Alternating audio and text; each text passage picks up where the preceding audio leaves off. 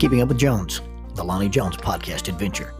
I'm your host, Lonnie Jones, and the adventure part is basically just our experiences.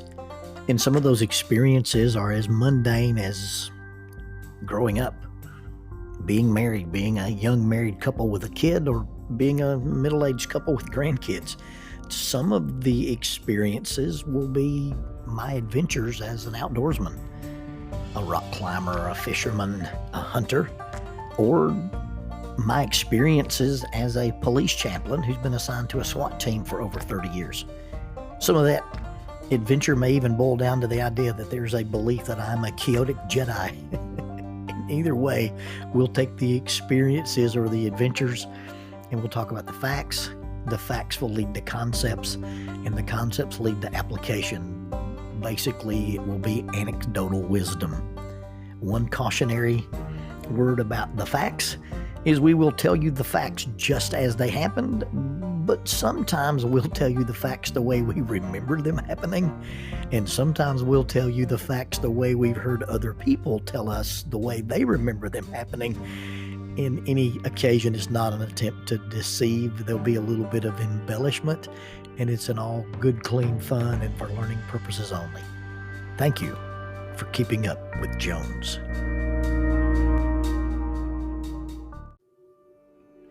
Introducing the Bible degree with digital ministry. Paul used the marketplace and the synagogue to reach an expanded audience. We have access to the internet and social media. I once heard it said that when McDonald's introduced the drive-through window, they did not change the Big Mac, only how it was delivered. Faulkner University is now offering a new digital ministry track for their Bible degree. Faulkner's degree provides training in understanding and teaching the gospel, alongside training that will allow students to create quality digital content. Opportunities for evangelism in the digital spaces is unlimited, and this is innovative ministry education for our contemporary culture. One of the instructors is a 2-time Emmy-winning former ESPN designer. Members of the Church of Christ could be eligible for the full tuition Jack Zorn Scholarship in order to pursue this special area of study. For more information, contact admissions at faulkner.edu. That is admissions at faulkner.edu. Faulkner University is a digital partner with Keeping Up with Jones, the Lonnie Jones podcast adventure.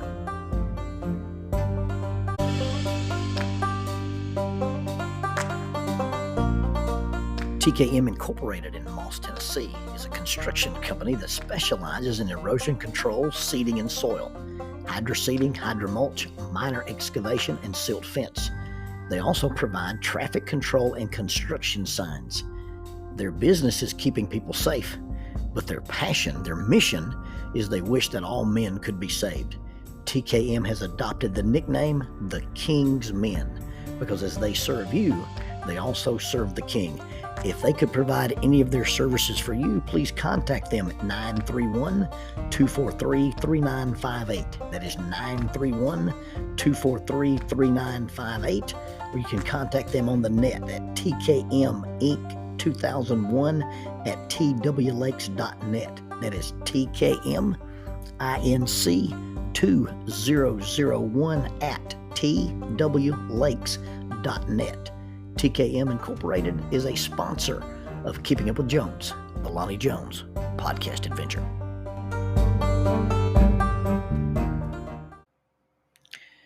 They sat around.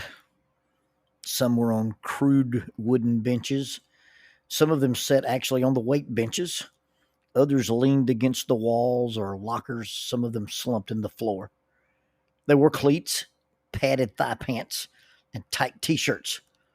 Some were already taped up for the upcoming game. The only thing that remained was for them to don their shoulder pads, helmets, and jerseys. The jerseys hung or sat with the shoulder pads already in them, and they were reminiscent of the yororikake, the armor stand, literally, of the samurai. The helmets and shoulder pads already in place, ready to be put on at the time of the game. I'm a small person. I'm a little thick. I'm a little muscular, and by any real measure, by any real standard, I'm small for a man. years and years before, and I mean years before, I was 22 years old, and I was fit. I was lean and fit. I would leave work and go over to Madison Academy when they were on Max Luther Drive, and I would dress out and I would play defense for the Madison Academy Mustangs as part of their practice squad. I still have scars on one of my hands from a young man named Dwayne Quarter. That very first play, he ran through the line and put his helmet into my knuckles, and he said, "I've always wanted to do that to a preacher." It was close to that time. It was during that time that I was dressing out and helping the Mustangs practice. There was an NFL strike. And during the NFL strike, when the NFL teams came to a different city, they would pick up non-union or non-NFL or scab players at some of the games. And I was talking to Jackie. I said, if the Raiders come to Atlanta and they play the Falcons, I'm going to go down to Atlanta and offer to play. My dear sweet wife and source of all my humiliation, source of my humility, glibly said, "Do you realize how small you look with those football boys from the academy? Just think how tiny you'd look in the NFL." So you get it. I'm in a locker room full of varsity football players. I'm wearing only my jeans and a pullover shirt, and my size or lack thereof was therefore accentuated. What could I possibly tell these young men about football? I mean, all of them could squat twice my body weight. Some of them could probably bench press that and much, much more.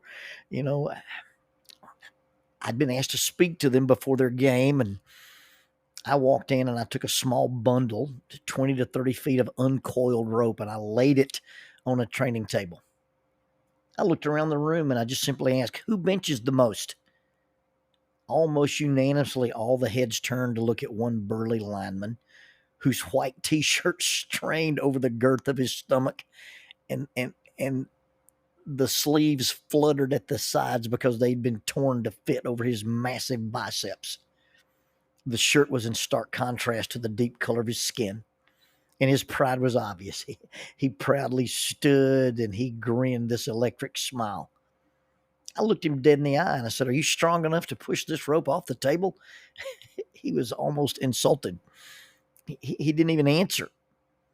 With cavalier alacrity, he straightened one arm and flicked his wrist and unseated the rope almost casually.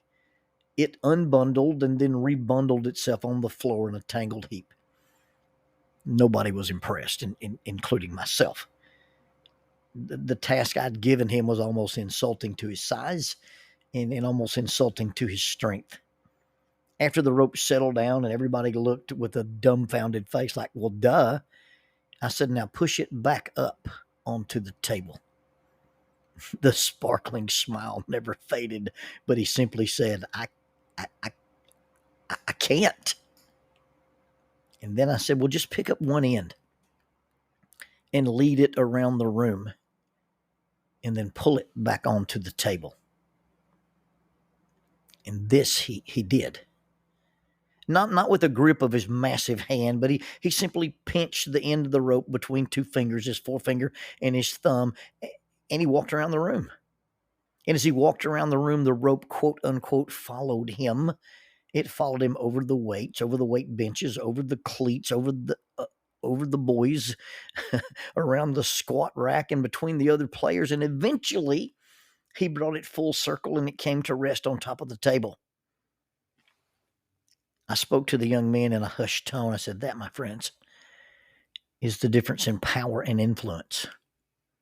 One of them has nothing to do with size or strength.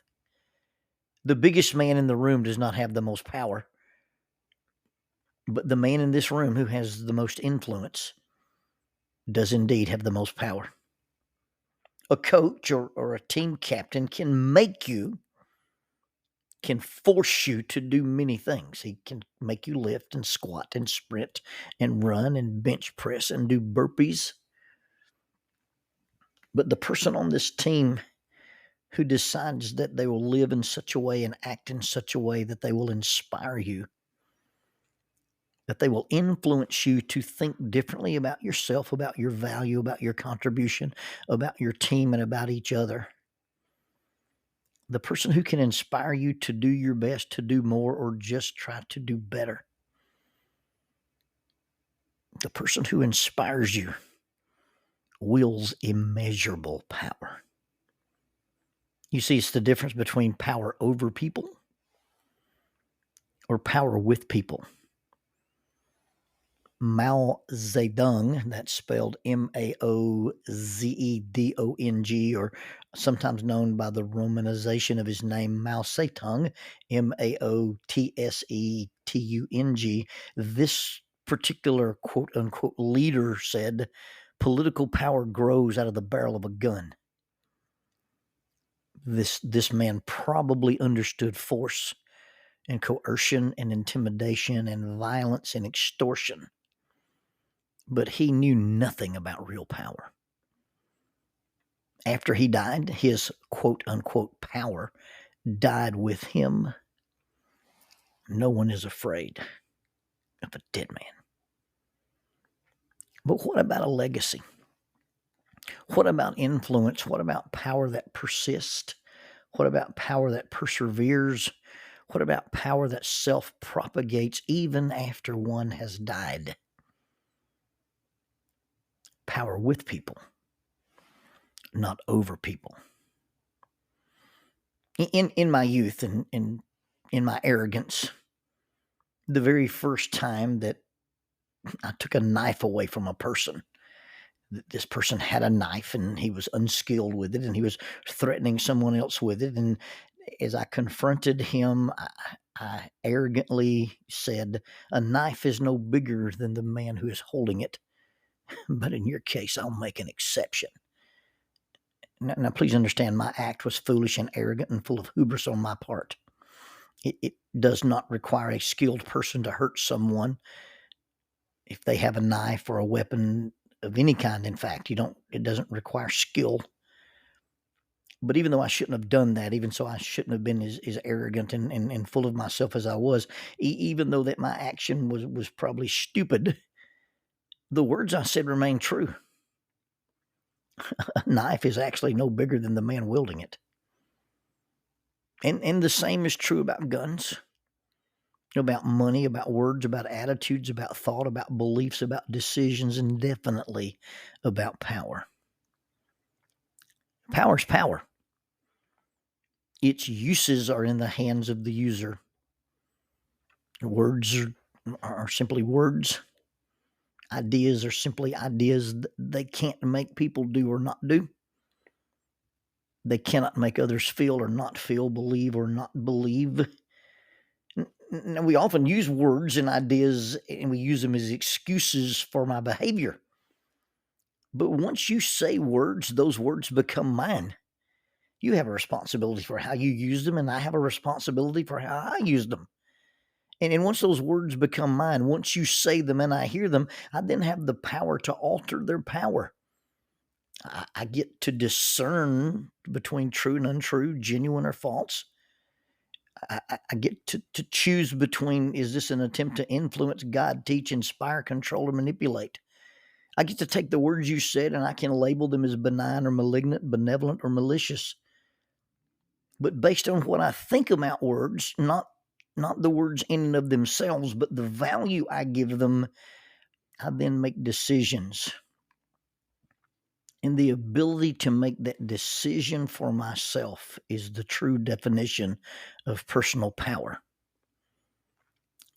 The true power of leadership is an influence. Not power over people, but power with people. It's not pushing the rope, but leading or guiding the rope. You see, if I force you to think a certain way, forced conclusions are one-directional. You can't push a rope back up onto the table. You can only force it off. Influence, power with people, is not in making others do, not do, believe or not believe, feel or not feel. The true power of words are in the ideas and the ideas are not forced upon or demanded of others. The true power of words are that they have the ability to appeal to the intellect as well as to appeal to the emotion. Power over people is forcing someone to do the things that they have not thought out clearly. That's manipulation. You're taking advantage of an immature, unsophisticated person, and you're using their misuse of information, or you're using their misuse of emotion to control them, and that is not power. It is manipulation. Facts and emotions can both be miswielded. They can both be misused. And misuse of information and misuse of emotion, misuse of truth, misuse of facts is a misuse of power. True influence is not control.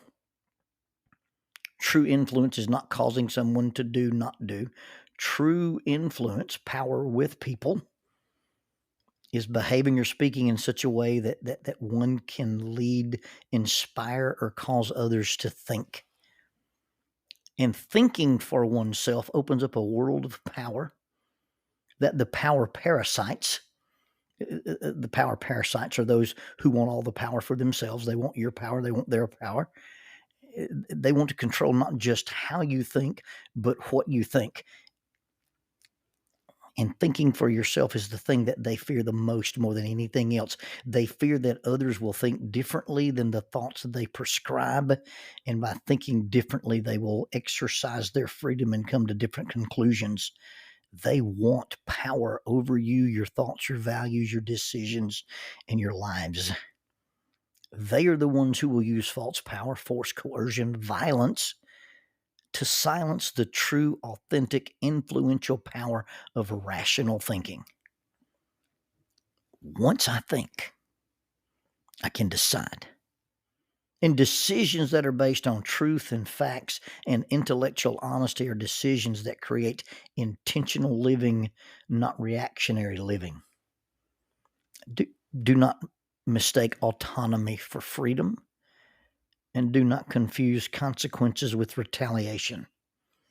All mature people should have autonomy, but that autonomy does not make us immune from consequences, and those two words are often misused and misapplied. Influence is not making someone do, not do, say, or not say.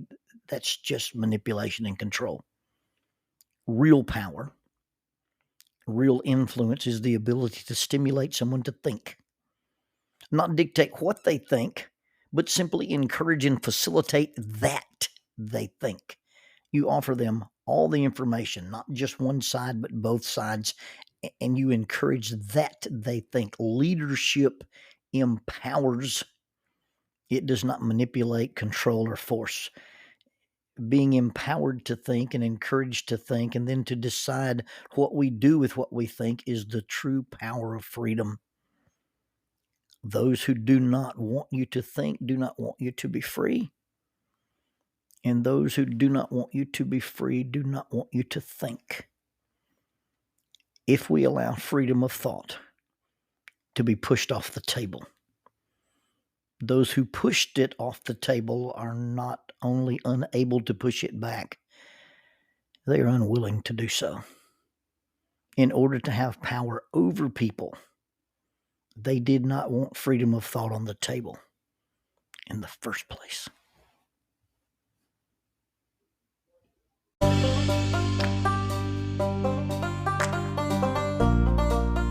Using the tool of shortwave radio, World Christian Broadcasting literally covers the world every day with the gospel. They use two large curtain antennas. One is located in Anchor Point, Alaska, and the other in Madagascar.